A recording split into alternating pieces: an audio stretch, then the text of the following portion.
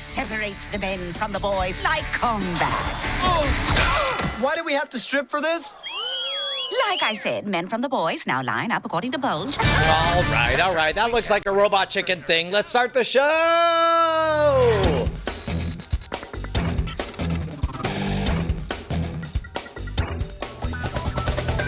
Welcome to Cordkillers, the show about watching the stuff you love when you want, where you want, however you want. You know what I want to do is tell you I'm Tom Merritt.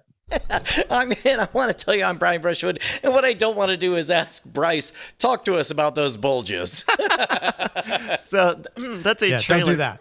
That's a trailer for Crossing Swords, a new Hulu stop-motion comedy from some of the producers of Robot Chicken. It takes place in a medieval world where they're little pegboard guys. They look like little toy guys. It sounds like you're intentionally dodging the words Lego.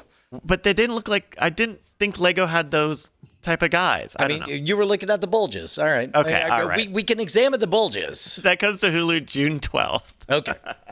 Brian, we have sir. guests. Oh my God. No, talented guests. Yes. Exactly. In fact, very excited to have back on the show senior producer at CNET, Ashley Esqueda.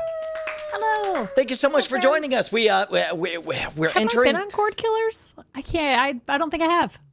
You know what? I don't know. You You've were been on a always- show with me before. That's what I was have been on a counting. show with you. You were always Been here on a in show our with you. hearts.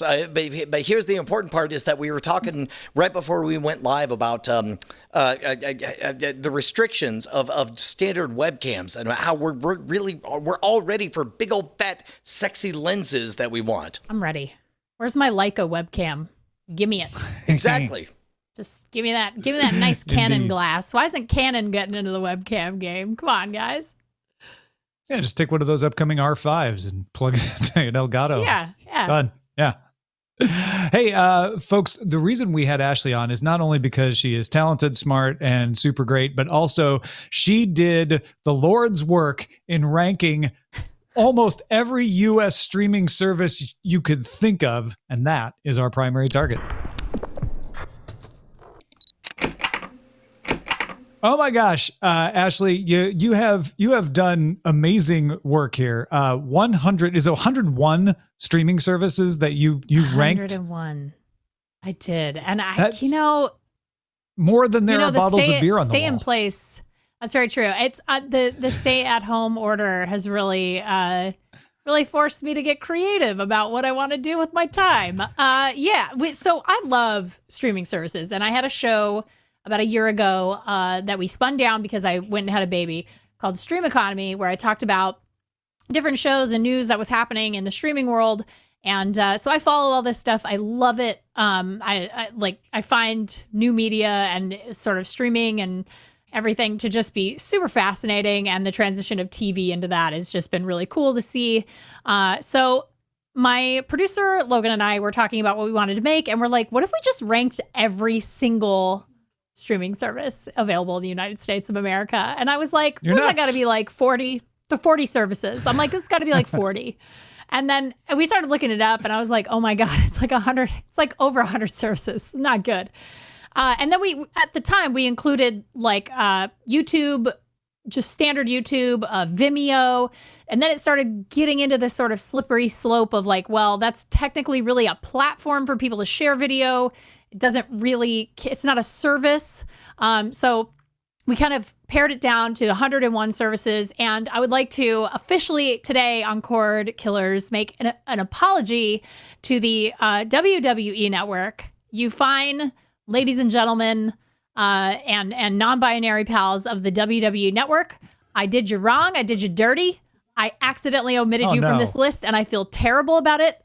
I had nightmares 2 days before this video went live that I had forgotten some service. Listen. And we had this video go through like 15, 20 people before it went live, and everyone's like, looks like you covered everything.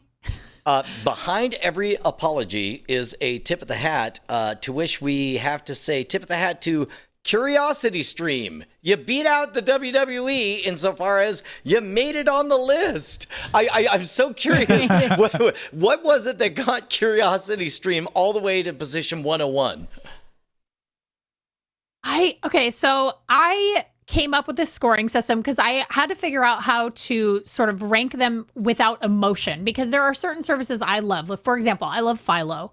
I subscribe to it. It's one of my must-haves, but for most people, it isn't. And so I had to kind of figure out this agnostic way of scoring these services that was fair, but also, kind of ranked the things that people want. So the 5 categories I did in the video were price, not value.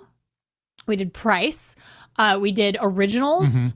We did back catalog. And then we did variety and availability. And so Curiosity Stream sort of scored really low on, obviously they don't make any originals. Obviously they do not have a huge back catalog. They do not have, they have some variety. Good for them. And then the one thing that actually kept any service out of the lowest tier, which we started in F tier, was most of these services had your like basic availability. So you could get it on a Roku TV, Apple TV, Fire TV, like they pretty much had all their bases covered there. So it kept every service out of that F tier. But we started doing the scoring, and at first it was like price/value. And I was kind of thinking about it. And again, my emotions started coming into play where I'm like, well, now I'm guessing, does this feel valuable? And so I was like, I have to get rid of that. Like I can't let my emotions or my feelings about any given service come into play here. So it was like 2 weeks of figuring out that scoring system and exactly how it would work, and then where to make the cutoffs for all the different tiers. And then I had to go and look at research, go through every single one of these services and figure out exactly how to score them. So it was a lot of work. I think it took almost a month. Wow. Yeah, I can imagine. I mean, when you have 101 services, you have to have a method. Though this be madness, there is method in it. Because there otherwise, was method. if you tried to use your emotions, you would never come to a decision because you'd keep going back and forth trying to rank these things. So coming Very up with an much. algorithm like you did, I think was incredibly smart. And I think it's proven that you came up with a pretty good one, because Prime Video is your number 1, Hulu number 2, Netflix number 3. And that's kind of reflected in the popularity out there. Right. Where it got really interesting to me was your next tier down. That was your superior level there at the top. Your A level, which had HBO Now and HBO Max kind of a hair's breadth apart. Yeah. It's just, it's like, I didn't want to only include HBO Now because HBO Max hasn't launched yet. But I know a lot about the service and I know what they're going to be offering. And again, I did not do anything that ranked quality of content. So I mentioned in the video, like one man's Tiger King is another man's Love is Blind. Like I can't say if the originals on any service are for you or not. So I was like, okay, like I know that they're doing Max originals with HBO Max. I know it's the same price as HBO Now. I know people who have HBO Now are going to automatically get access to it, and so a wider library is there. So it edged out its own sister service, which is very weird, by a couple points. So HBO Now and HBO Max like are kind of, HBO Now for now is like good, and then I think when Max launches, it'll be wider. He'll have this like really wide availability. It was just very weird, like to have to rank everything and get everything kind of shuffled correctly. I have a feeling by the end of the year, I mean, am I wrong in saying it feels like Warner Media is going to just merge those services? We'll just have HBO Max. We've talked quite a bit on this show about how strangely the offering of HBO Max somehow feels like less than HBO Now. And somehow more is less when it comes to this offering. So I certainly will not blame you for placing it lower on there. I'm curious because a lot of these are niche products that appeal to a specific target demographic, like your Shudder. If you're not into horror, then Shudder is going to belong very, very low. But if you are into, horror, then Shudder's going to have a real a benefit to it. Yeah, and it's like, and again, like that's where the emotional part of it kind of comes into play. Like I love services like the Criterion Channel, right? And so for me, like if I could rank it higher, I absolutely would, because that is to me an essential streaming service. Like I love it. It's great. But it ended up at number 63 on the list because it's a very narrow, kind of service. It is designed for a certain type of movie lover, and that's it. And so it's, again, covered its bases availability wise, but at the end of the day, and then of course the price stuff was like really tough because it had to kind of work on an increasing curve. So you couldn't just make a linear curve on price, right? Because there was too much swing between the Hulu Live and Hulu Lives of the world and like a Ginks or, a service that's like, or a Quibi, which is like $4 a month. So you couldn't just say, okay, well, anything under $5 is this points. Anything under this, anything that's free gets 10 points or, whatever. You had to kind of make it on this sort of gradual scale where it was like, okay, these large services are being scored on price very low because they cost, $55 a month. But then, and you have your single sports services, it's just a lot. And it just having to like go through this and do this, I really appreciate like anybody like you guys who do this every week and talk about StreamStar. Like I really came to appreciate the fact that like there's so much out there. And so anybody like, I slightly include myself in that, pat myself slightly on the back because I feel like I did a good job here. Anybody who can sort through and sift through that and say, okay, these are, here's where everything kind of lands if you're interested. Like, generally speaking, this is where you would kind of see them on a priority list. Like, So you might maybe have like one from the top and then. Am I right just scanning over this? I feel like some of the vectors are obviously price factors in some amount. If something's too expensive, it doesn't belong on the list or doesn't belong high on the list. If something has too narrow of a focus, maybe it doesn't belong at the top of the list. Some of these are very niche environments that some people will love them very deeply, in which case, great, congratulations, you made it to the top 100. And I know you already apologized for not having WWE in there. What other vectors should we be reading between the lines on these? So I think for me, there were a couple of surprises. I know I saw somebody in chat there at the bottom talking about Quibi landing in front of Apple TV. So I was very surprised by that. But even in my own scoring system, I was like, wow, that actually ended up being really high. Well, it's inexpensive compared to a lot of services that are $10, $15 a month. It is entirely composed of original content. And so that was the only service that got a 10 in originals. It is the only service that makes all original content for its service. And so and it's available. It got dinged on availability because it was only available on phones. It's only on iOS and Android. Although now it may have even scored maybe a point or two higher because they're going to let you cast your television. And then there's a lot of variety there. There's reality shows, there's cooking shows, there's news shows, there's dramas, there's comedies. Like there's a lot of variety there. So it again, emotionally, I would say it would probably rank lower. But on the scoring, it agnostically, not thinking about what it is or what type of content it's offering, it actually scored pretty high, which was very surprising to me. As we say on the show all the time, Quibi's no hoopla. Yeah, very. I mean, that's what my grandma always used to say too. When I was a small child in the 80s. So for me, like, I think overall, just having done this and looked at everything, I think it really speaks to, one, I think it's amazing that there are so many niche services out there. I mean, literally, you can find a service that only serves you the one thing that you like over and over and over again. And I think that is amazing. And I think that I mentioned in the video, any of these services can be your personal S tier. Like you can feel that, like you mentioned, Shudder. I know a lot of horror movie fans who they could not live without Shudder. Yeah. Or I know a lot of sports fans who are football fans who could not live without NFL or NHL or, any of the single sports services. And so for me, it's like, it is so exempt.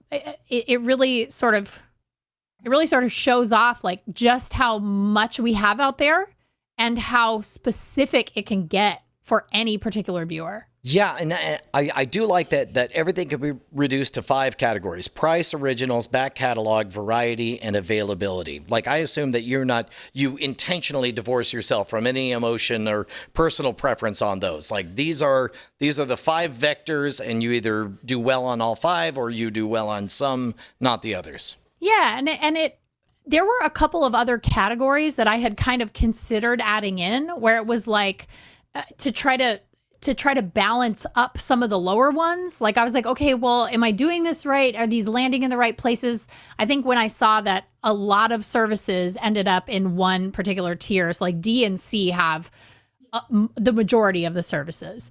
And it was like, oh, like, wow, should I like recalculate this? Should I maybe add another category to sort of give weight to these smaller services? Like, does it serve its audience well? Like, that was like audience service. Like, that was a category I had considered adding. Well, but then it's like, and along that then it line, skews the results. I mean, it impresses me that number 81 on here we see the Blaze TV, which is, you know, to that audience is a must have, you know, very specific, very targeted service.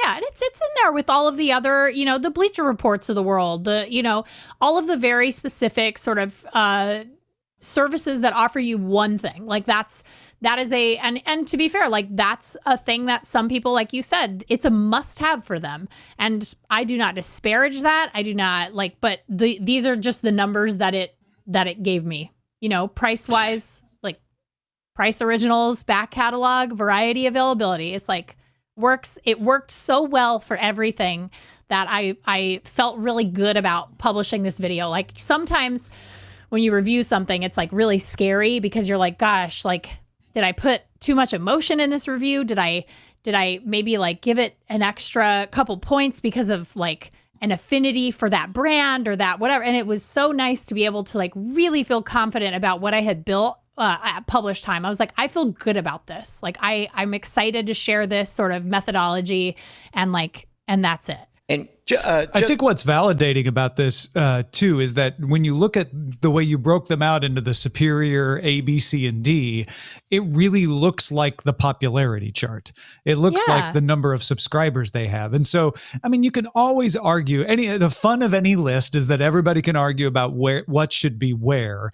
But once you kind of internalize what you were saying about, you know, Blaze TV or Bleacher Report or PGA Tour Live could all be your favorite, but this is a list across everyone. This then becomes, to me, a great way for people to discover stuff that they didn't realize was out there. This list is less about like what's best and more about like, hey, dig down deeper into those lower numbers. You might find a gem that suits your taste that you didn't even know existed. That is like so true. And one of the joys that really pops out to my eyes as I go down this list is to discover how many of them I am enjoying multiple entries through the same portal. We've talked on this show before about how, you know, it's like, well, do you want to get HBO through Apple TV or do you want to get it through Amazon or what have you? You know, like Amazon Prime Video tends to be my large portal, but along there I've got Stars, and through there I've got HBO, and through there I've got, you know, I guess separately, I even tried doing cable through YouTube TV, but I enjoyed the Hulu live experience a little bit more. So it's like, I would love to see a follow-up on this as to how many people enjoy these various iterations, these various silos, but through which massive verticals they experience them. Yeah, like that's so a lot of these like smaller channels scored low on availability because you could maybe only get them through Amazon Prime or Amazon Prime Video. Like, you could only subscribe to that channel there, but it was an extra cost and it was its own service. So, and they had their own website and they had, you know, maybe an in-browser you know, player, but that was it. And it was like, okay, well, you kind of score pretty low on availability there. But it is available and it is its own thing. So I think you are onto something. And we, after a lot of comments on the video, we're talking about how YouTube TV was their like S tier. Like they really felt strongly about it. And I think we're going to revisit this. I would love to revisit this every year because some services lose back catalog. Some services, I mean, especially now as like Peacock's coming in and Warner Media has HBO Max, like we're going to start seeing a lot of catalogs moving. This is exactly the question I wanted to ask. If you were going to speculate wildly, and you don't have to if you don't feel comfortable doing it, but if you're going to handicap the biggest changes that we can expect 2 months from now, what do you think we're going to see shift to the largest amount here? Well, so 2 months from now, I think let me see if something has right been now we have Peacock at announced. 8, and it's I don't even know, is it out or it's in limited release? Or? It's on Comcast, but actually I think you didn't you judge it on its eventual availability? Yes. And so in July they're going to be available wide. So I was like, okay, it's going to be available nationally in July. I think we can officially say like let's just judge it on that type of availability. I think it would be unfair for the video to live for 6 weeks and then all of a sudden have it be completely outdated. Much like HBO Max, where I was like, I'm going to rank this in here, even though it hasn't launched yet. Like I'm a week and a half away now from that launch. So I felt like it was important to rank those things. But so YouTube TV, I think, is really interesting. So I keep coming back to this because CBS Viacom, who, for full disclosure, again, I mentioned this in the video too, CNET is owned by CBS. So we are owned by Viacom CBS. And they also own Showtime, Pluto TV, Smithsonian Channel, Nick Hits. So they are going to be bringing Viacom channels to YouTube TV. So I think that will certainly add to the back catalog you know, I would like to consider adding maybe like bonus points for a live TV component, because that was sort of the one thing that pushed CBS All Access into the A tier as opposed to B tier with Peacock. They were tied. And then variety wise, I was like, I feel like I need to give them one extra point for this live TV aspect. And so it felt sort of unfair to sort of have two services and one of them had live TV and one didn't. And they were really similar in a lot of other ways to have them exactly the same. So along those same lines, number one, I'm very, very impressed to see Twitch as high as it is, you know, number 23 on the list of 100. Is there something Twitch can add to their catalog or change about their experience that you feel like might goose them up into the top 20? So it feels like Twitch is in kind of a weird place, right? Because it's really known for gaming streaming. And then you have talk shows and you have like Cordkillers. And then you have sort of like maybe art content, things like that. But there are no real, like, the originals are not made by Twitch. Yeah. They're made by content creators. And so to me, a way for them to sort of expand on their score and bump them up a little higher, I think would be to invest in some original content, whatever that may be. If it is a content that is specifically designed for Twitch, great. Like, that's really cool. But, you know, it doesn't have to be like, you know, go develop some comedy shows or whatever. It doesn't have to be that. It doesn't have to be scripted. But if they developed some original content, I think that would really help them score-wise. But I mean, for now, it's like I kind of had to score it as like a 1. You included YouTube TV, but not YouTube, and Twitch is not on the line between them, but it is somewhat like YouTube and somewhat not. Right. So it's just kind of in this weird, so hard. Yeah, gray zone. So it very much was like, I didn't want to add YouTube because we already had 2 other iterations of YouTube on the list. So there was YouTube TV and YouTube Premium, and then which had 2 different price points, 2 different, like, they were different enough that I felt I could separate them. Yeah. And then like Hulu Live and Hulu, I think. Yeah. And then with Twitch, I was like, okay, so there is a service being offered with the subscription, like the things they offer with subscription. You can go ad free. You can, there are services that they offer for a fee, like a subscription fee. Sure. And so I was like, I feel like it would be a mistake not to include them. but I knew they weren't going to go as high as I think I would have placed them had I used my feelings. Because of, can I make a pitch that and it's fine if I'm totally wrong on this, but recently ESPN did a whole like day or a weekend of ESPN the Ocho where they did very unusual, they did putt-putt, they did dodgeball and all that stuff. If that were to become a membership-only channel on Twitch, if all of a sudden ESPN the Ocho joined Twitch as a brand, how much would that goose things? I mean, it would certainly add to their variety score, right? Because they currently don't have really sports, right? Esports, but not kind of. I guess I wouldn't even say more traditional sports, but just outside real physical like other sports. Physical sports. So I think it would boost their score there certainly, and if they started making, it would depend on who was producing that content. So if it was just something they were kind of getting from the Ocho, then it feels the same as, for example, Overwatch League, right? So it's like they're getting that content from Activision Blizzard Entertainment. They're not making that themselves. But if it was uniquely produced and exclusive to them and happened to be good, then we might be. If it was exclusively made for Twitch, and it was it doesn't matter if it's good or not. If it was exclusively made for Twitch, sure, I would add that. I would 100% add that to originals. Interesting. It's interesting because we could go down the rabbit hole of Vimeo, Dailymotion, and all of that sort of thing. And I think Twitch is on that line between that. But getting back to the main meat of this, I think what is also interesting here is it may provide a bit of an anodyne for people who are complaining about too many streaming services to see how many streaming services existed that they didn't know existed. Because I think that complaint comes from a limited amount of knowledge, a psychological position of I have to have cable and this. And this will show that like this is actually a whole new world, right? This is the 100-some channels that you would have had on cable all a la carte. And if you think about it that way, suddenly this becomes an entirely different way of thinking about your television subscription.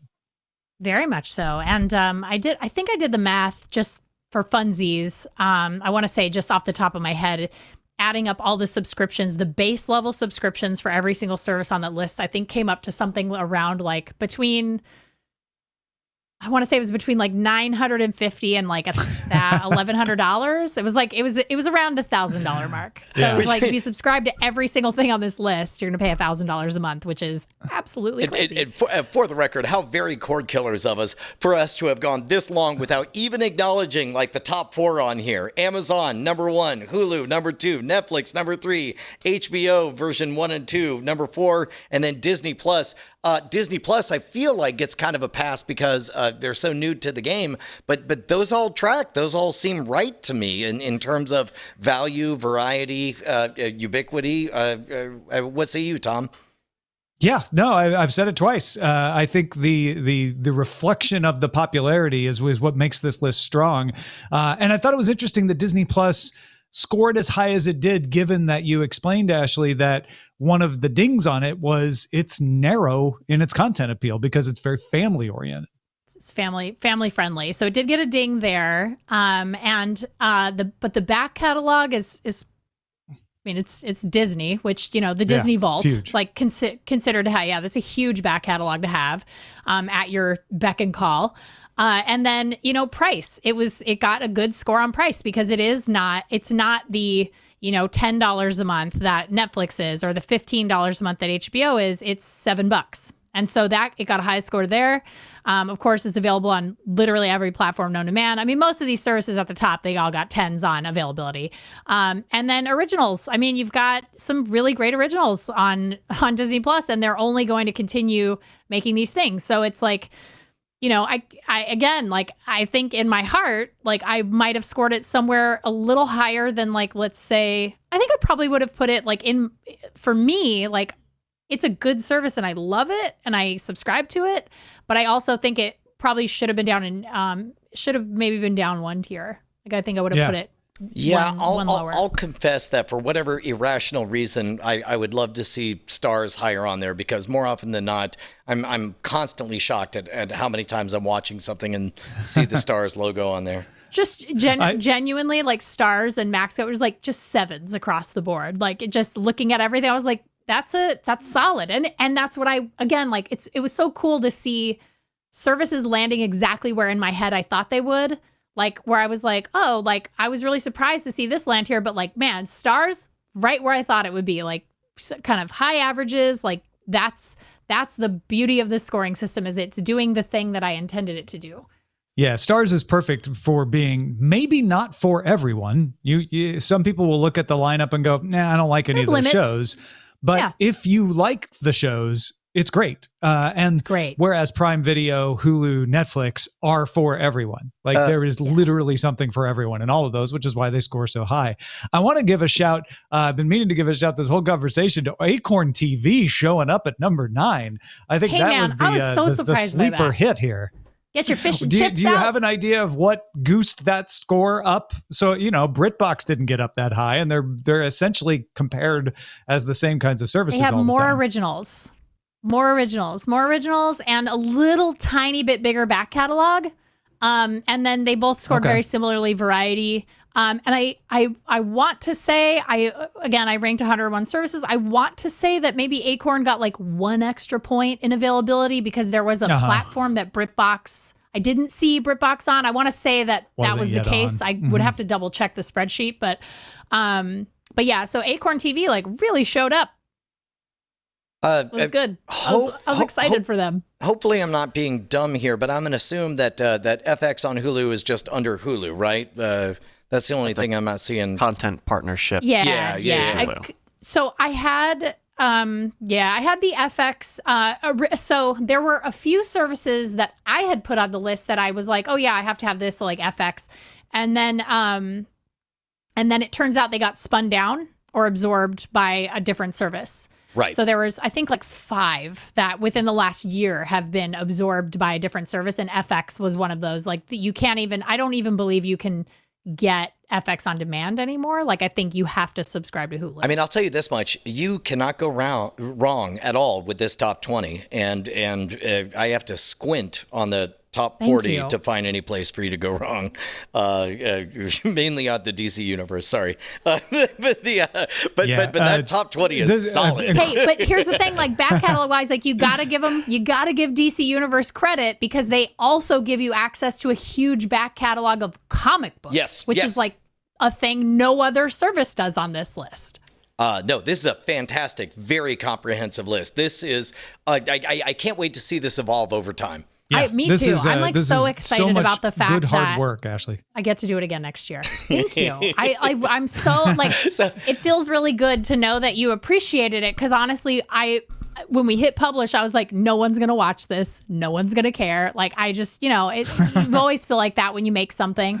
And then, I actually got messages from people saying like, thank you. Like, this was really good. I really enjoyed this. And I am so appreciative of everybody, including you guys who have reached out and said like, good job, because I really did work hard on this and I am proud of it and I stand by my scoring and I'm very excited to do it again next year and see. I have a feeling YouTube TV will rank higher.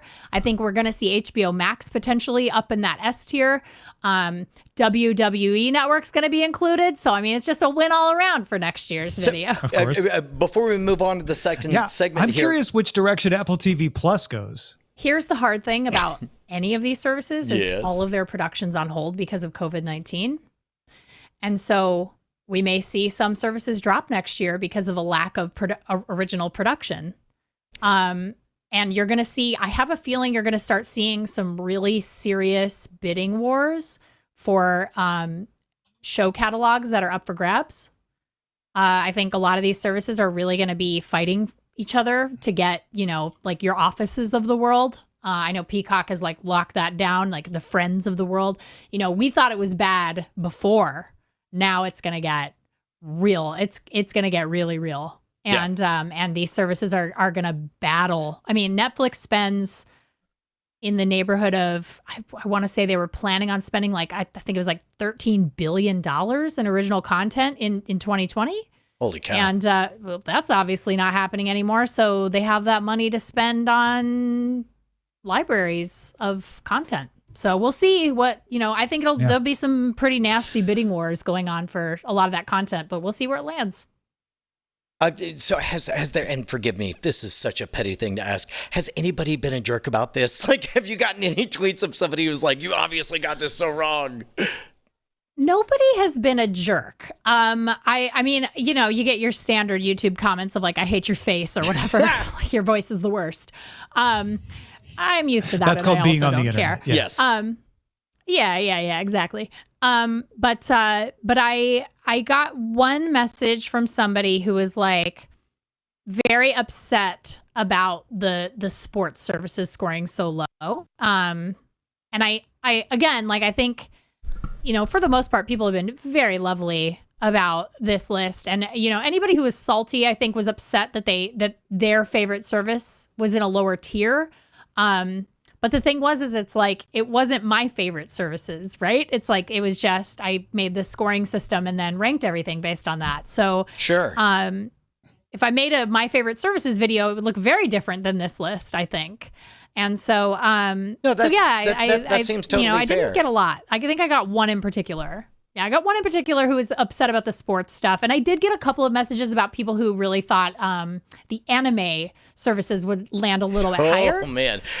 Boy, is that ever a cue for us to take a left turn and move into the next segment when we get into the subject of anime? Our Patreon is something that no one ever complains about, Brian. Doggone right, man. If you want to keep us loud, live, and independent, head on over to Cordkillers. That's patreon.com/Cordkillers. Keep us loud, live, and independent. $1 an episode. That's all we ask for. Thank you to everybody who supports our show.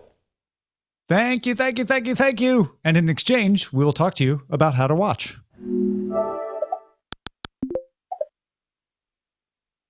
All right, we've been kind of covering like what's going to happen with movies, what's going to happen with theaters. Theaters are opening. 200 theaters open in the United States as of last Friday. 150 of those are drive-ins, by the way. Drive-in renaissance happening. Sub-story here. The top grossing film this month in the United States was the horror film The Wretched. Brian brought in 211,957. We should have had it in the movie draft. That sounds like one I would have picked. Top grossing theater was the Mission Tiki Drive-In in Montclair, California. That's just east of Los Angeles. The number 2 theater in the United States was the Starlight 4 in Atlanta. Last weekend, 15% of Norway's cinemas reopened with restrictions, 50 seats per screen. Ringen Kino in Oslo says they sold 96% of available tickets. That led to about half of the average admissions that the theater has when it's allowed to sell seats. Now, granted, it was the only theater in Oslo open, so there was a little bit of a limited supply it was taking advantage of. Top grossing film there was Onward, followed by Bloodshot, The Gentleman, Parasite, and a local title, Cloven 3, The Final. So the point here being, there are people going back into the theaters. They are spending money on tickets. Right now, there aren't that many theaters, so it's hard to get a sense of how many people would really do this. So EDO Analytics went and did a survey of people, found out that 40% of people surveyed said they would likely return to cinemas when they open, but that rose to 75% when they were asked if their desired safety measures were implemented, then would you go? So that implies that what theaters need to do to get people back in is put in place some safety measures. 91% of people said they wanted to see hand sanitizer stations. 86% said they wanted limited show times so there could be extended cleaning of the theaters between showings. 77% said they wanted to see employees wearing masks. 70% said employees getting temp checks. 70% said they want the attendees, the other attendees wearing masks. 60% wanted other attendees getting temp checked. And 5% said nothing. We don't care. No safety measures at all. As a side part of this survey, streaming services used stayed the same as before COVID-19, according to EDO. 50% used Netflix, then Hulu, then cable, 15% for both of those, and Amazon Prime Video 10%. There you go, Ashley, validating the top tier, Hey. that S tier right there. 35% said they never browse video on demand menus, whereas 11% say they often do. So that idea that, oh, people will just go to video on demand and won't go to the theaters, doesn't seem like that many people are doing it, as we might have thought. So the dates to watch to find out if this is just people talking when they're talking to the survey person or whether they will actually do what they say they're going to do. The first big name to return to theaters is set for July 1st. It's an indie film with Russell Crowe called Unhinged. The first big distributor-led movie will be Christopher Nolan's Tenet. That's the one that everyone's got their eye on, July 17th. And then the big blockbuster that's first on the schedule right now is Mulan, July 24th. And showing a little bit of confidence on this, by the way, Disney today scheduled the New Mutants to debut in theaters August 28th. Sources are telling Deadline that Warner says they want to see about 80% of theaters worldwide open. That would be 30,000 theaters before they launch Tenet on July 17th.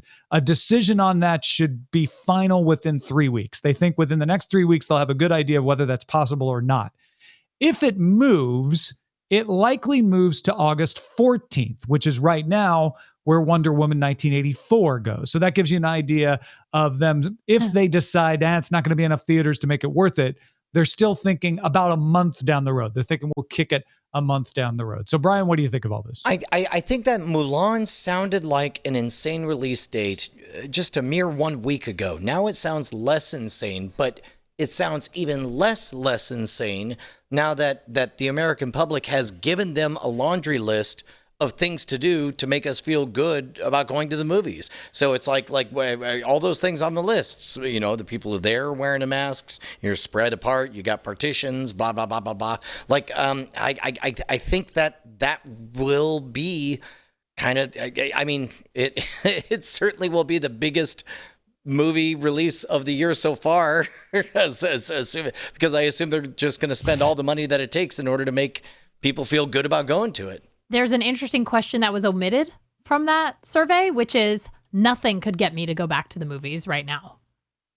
Like, I think that is an important option, right? So it's like, if you're asking people who are saying, oh, no changes are necessary, you also have to ask the people who are like, literally nothing you could do could get me to go back into a movie theater until either herd immunity is reached, we have a vaccine, or there's widespread antibody testing, and I know I'm not going to be either a carrier or a distributor of COVID-19. So for me, that's where I'm at. That's the 25%. Right? So that's the 25%. 75% said they would go with their desired things. They would go back with 25% still those. said, doesn't matter if they have my desired things. Yeah, exactly. Yeah. I'm in that 20. I'm in that quarter of the population. I'm like, no, thank you. Man. Like, no, I don't. Who knows? Maybe I have a weird lung condition. No, I'm good. I'm fine. I'll just wait. Tom and I have already admitted, like, if we could wear a spacesuit, we would go. so somewhere in between us. Maybe a hazmat suit, like an official hazmat suit. But then it's like, man, is that really worth it? It's going to be in the middle of July in Southern California. It's like 400 degrees. Like, ugh, that just seems like a lot of work. I'll just wait. I'll watch something on Netflix. It's fine. What about you, Bryce? No, I'm not stepping into a movie theater. If I can help it, I will never go into a movie theater again. Not happening. I watched a movie on my TV last week, and it was great. I could pause it, I could rewind. No, thank you. He's going straight to Grandpa mode, just like, I saw a moving picture once. What's the point? I don't get it. The train, it pulled into the station. What else is there? I've seen a talkie. These talkies, yeah. I think a lot of people feel that way, and yet this survey shows that there are more people than I would have expected who don't. And again, there's a difference between talking to someone on the phone and saying, yeah, sure, if they had some hand sanitizers, I'll show up, and actually going out your door and having the reality face you and showing up at the theater. I think a lot of people also are just reaching sort of this fatigue level where they're like, I just want to feel a little bit normal again. And I get it. Like, I totally understand that desire, because like I miss, like, my dad is a chiropractor, and he sees a lot of patients every day. So like, it's not really feasible for us to go see him and my mom. So my mom has not, my parents have not held nor seen their grandchild in months at this point. So, and they live less than an hour away from me. And so it's just, we're like, and also they're both high risk cases. My mom's a cancer survivor. My dad had a heart attack last year. And so it's like, we're very much sort of like, my mom is like, I can't wait for the day I can go back to the movies. Like, she loves going to the movies. Yeah, no, I think we're on the same page because we played a board game Sunday. We played a board game as a family, and everyone started fighting, and there we all were, stuck in the same room. And then I realized this is how Little House on the Prairie got written, is a bunch of people trapped in a room together. John Paul Sartre wrote No Exit about this virus. Yes, and Little House on the Prairie. It's so hard. All right, folks, let's talk about what to watch in Under Surveillance. Like real estate, it's all about location. Under surveillance. CBS All Access placed a straight-to-series order for Star Trek Strange New Worlds. This series will tell stories from the Enterprise commanded by Captain Christopher Pike. He's the person who had the ship before Captain Kirk. And Strange New Worlds cast the people who played Christopher Pike, Spock, and Number One in Star Trek Discovery. I mean, is this an acknowledgement that maybe they're ready to do, like, for reals Star Trek again? Like, without making it crazy space battles all the time? I wish I had more insight because I work at Viacom CBS. It's interesting. My best friend sent me a link to this really lovely Leonard Nimoy interview from decades and decades ago. And he talked about how he came up with the Vulcan nerve pinch. And he was like, I guess it was a scene where he was going to knock somebody out with a gun, with a space, like a ray gun. And he was talking about how, Vulcans were this advanced race, and like maybe they didn't use weapons. Maybe they had this more sophisticated way of taking out a person.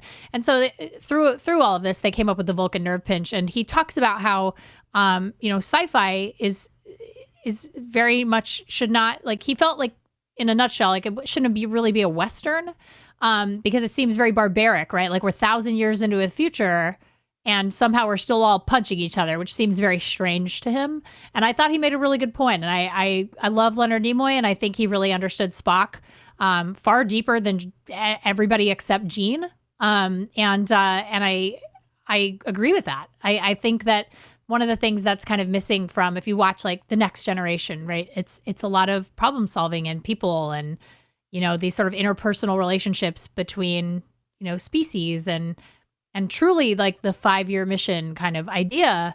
And I think that, now we have this kind of tendency for a lot of things that we're rebooting to sort of like actionize them, right? Like westernize them, make them kind of fun and sexy and all that stuff. And so, I don't know. I really loved their take on Pike and Number One and Spock. And so I'm actually really looking forward to this. Like I really want to see this. I want to see where they go with it. And they do say they expect this to be a more of a procedural, like the original Star Trek, like The Next Generation, in that respect as well. Movie of Hamilton. That's the one of the original cast performing on stage. So it's not a movie version of Hamilton. It's a movie that was shot of the stage performance, but it was shot to make a good experience on a movie. It was expected to hit theaters October 2021, and Disney has changed their mind. It's now coming to Disney Plus this summer, July 3rd. This seems like a bit of a trade-off for the other one, the one that's delayed. I've forgotten In the Heights. names. Yeah, there In you the go. Heights. Is that a Disney production? I don't know. I know it's Lin-Manuel Miranda. Yeah, It's a Lin-Manuel Miranda production. It's not a Disney production. Correct. I guess what I'm guessing is if that one is delayed, maybe Disney smells here's an opportunity to scoot this one up. So I heard a thing about this, very interesting thing that because there's swearing and there's like sexual content in Hamilton, and so I heard this thing that they're trying to figure out, or they have figured out, or there might be like some edits made to Hamilton where they're going to like make it more family friendly. I'm not really sure how they could do that. But I did see some speculation on like, how do you publish that on Disney Plus if they're saying, well, this is a family-friendly platform? No, this does make sense because I remember that famous line. This is what happens, Hamilton, when you find a stranger in the Alps. Deep cut. Never mind. Yeah. Such deep cuts. Joe Buck yeah, said it's an Fox Sports thing. will use recordings of crowd noise and images of fans in the stands on its broadcast of NFL games played in empty stadiums. The idea is to make the broadcast a more normal experience at home. I think that's fine. I'm okay with that because like as human beings, we seek that social proof. And what I think we would love, we talked about this a little bit on the Weird Things podcast, is what we love is some kind of connective tissue where it's like, let's say you have 1,000 people watching live and they all have a button to press and that button somehow affects the amount of crowd noise or whatever. Like there's a reason we love laugh tracks and 4-star Yelp reviews. I mean, I don't. Okay, wait. I love the idea of the audio, but also I find it very weird that we're basically going to be watching a season of Madden, like on PlayStation 4 played out. Like we're going to see these like CGI people that are like.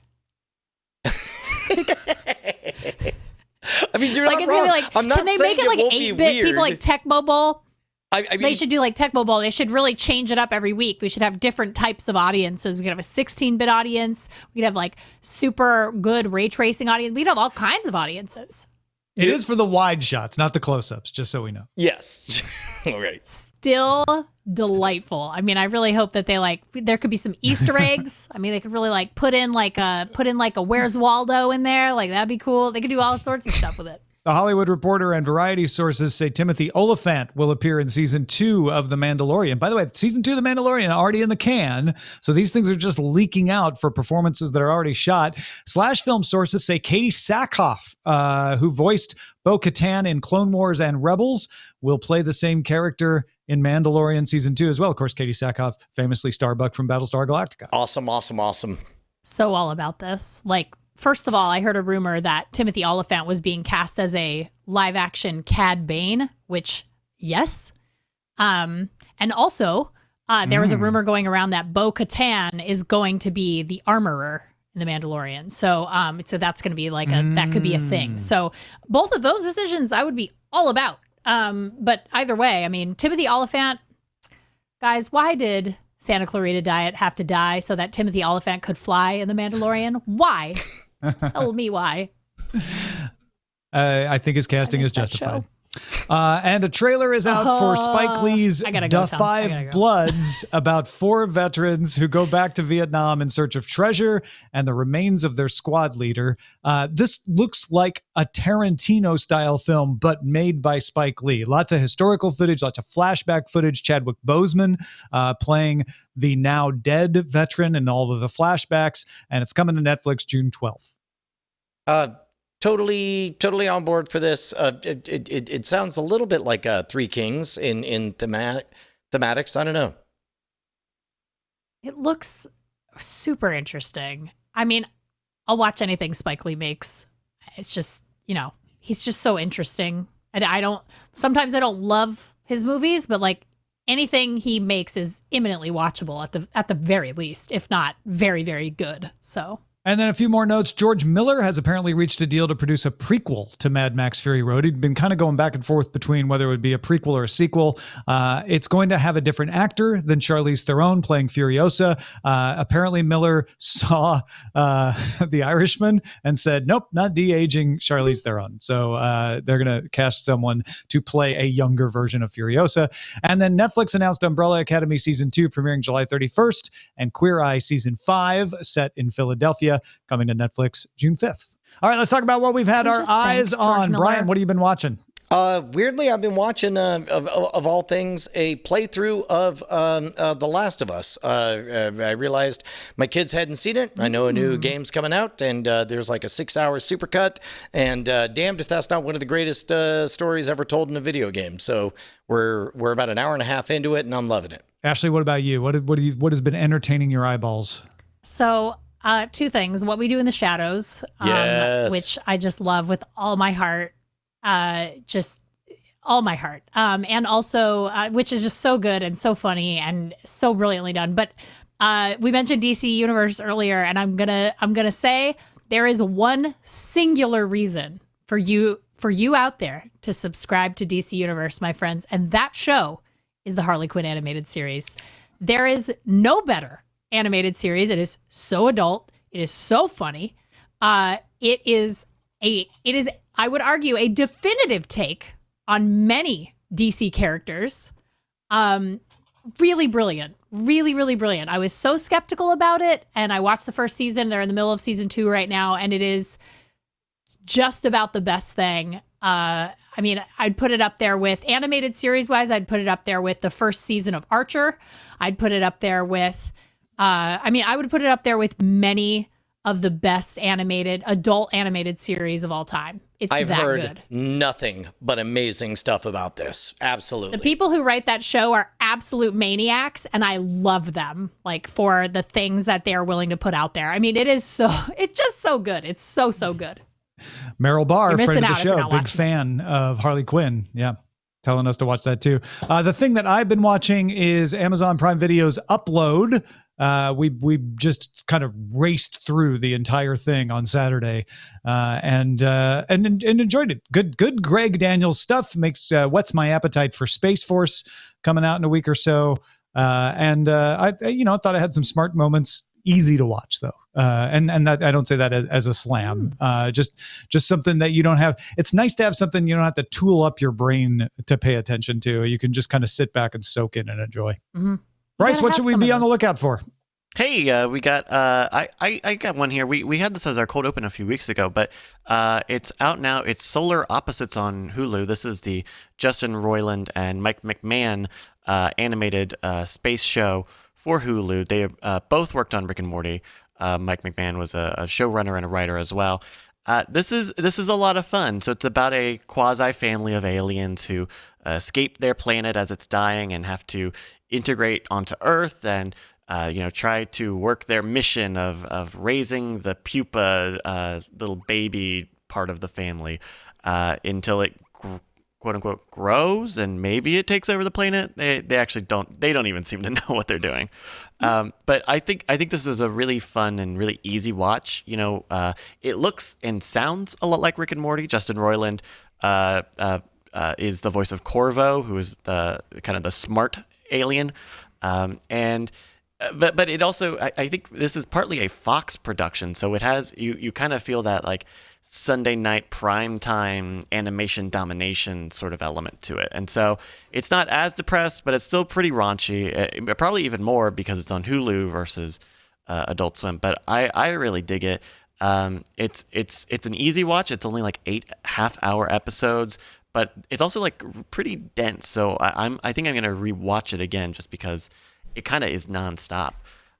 So that's Solar Opposites on Hulu. There are 8 half-hour episodes streaming now, and a second season has already been ordered, so there probably won't be too long of a delay to get that. If you got something we should be on the lookout for, email us, cordkillers@gmail.com. I think we need to tell people something, Brian.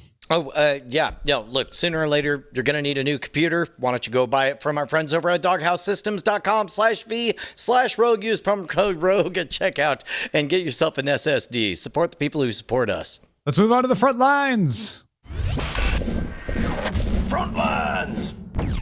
Well, folks, the definitive word on Quibi has been spoken. Jeffrey Katzenberg told the New York Times, quote, "I attribute everything that has gone wrong to coronavirus. Everything."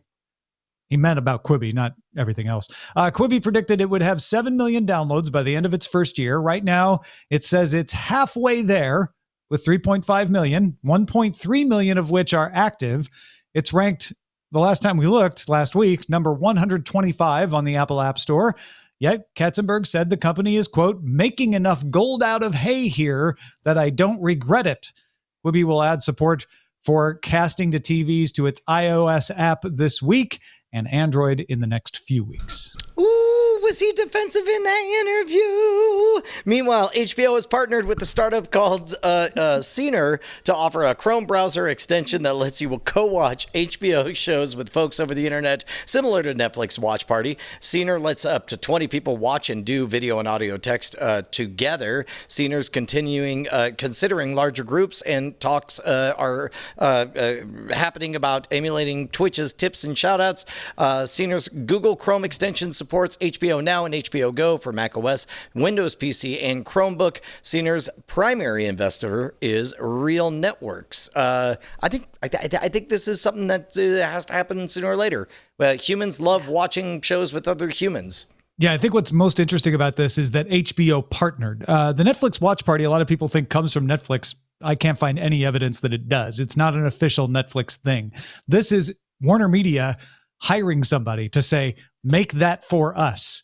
And one would assume, eventually this will come to HBO Max as well. It's a great idea. Netflix is starting to lift European coronavirus-related streaming quality limits in Denmark, Norway, and Germany. This was first reported by Flat Panels HD. Previously, Netflix, Apple TV Plus, and Amazon Prime Video all complied with a European Commission request back in March to reduce bandwidth and help networks manage their loads. Apple restored 4K streaming late last month. And Australian pay TV company Foxtel will launch a streaming service next week. The app will have 10,000 hours of content with programming from Sony, NBCU, FX, Warner Media, and the BBC. No other details like price or name are known, though Foxtel says it will market to folks who don't want the normal Foxtel. So, gonna guess it's not going to be called Foxtel. No, it'll be called Foxtail. All right, let's move on to some dispatches from the front.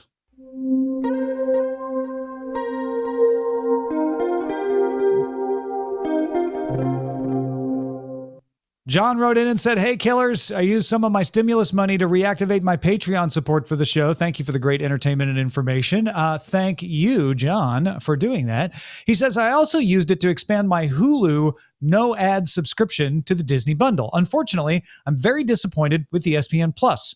When I tried to watch the KBO game this morning," that's Korean baseball, "and when I have tried to watch Pardon the Interruption, it asks me to provide my TV provider. I do not have a TV provider.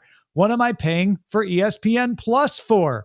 Thank you for giving me a chance to vent. Yeah, John, it is one of the confusing things about ESPN Plus is their use case is set up as you pay for ESPN on cable. ESPN Plus is something you'll pay to have even more sports. So it's seamless if you have a television provider, even if it's Hulu Live or YouTube TV, you can log in with that and you get everything. But if you're paying just for ESPN Plus, you're only paying for the extra stuff, the stuff that isn't on the main ESPN, and the apps don't always make it clear which stuff that is. And in the past, something like KBO, Korean baseball, would definitely have been the ESPN Plus content, but in this sports-starved world in which we're living in, that's main ESPN2 content. That's so prime if content. it's on the main ESPN, right? It doesn't it doesn't come to ESPN Plus alone. Man, it's like, yeah, this has been very frustrating for anybody who, like, because you see ESPN Plus and you think to yourself, like, okay, this is the streaming version of ESPN because everything else is like that. So, but no, it's like, this is extras, basically. If you think of it as like ESPN extras, where it's like, if you're already a subscriber, like Tom was saying, then this is all the extra stuff that you can get, which is why it's in that bundle and why that bundle is so cheap.